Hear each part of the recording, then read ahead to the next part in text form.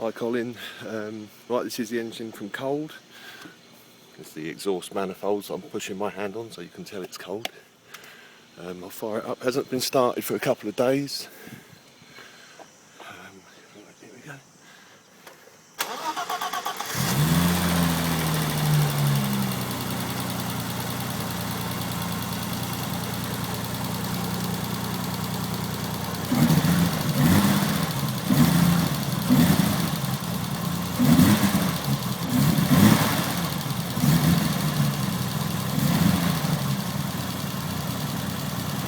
Always stutters a little bit when cold.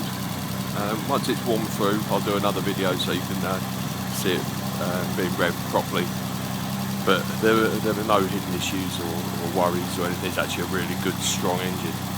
Okay, thank you.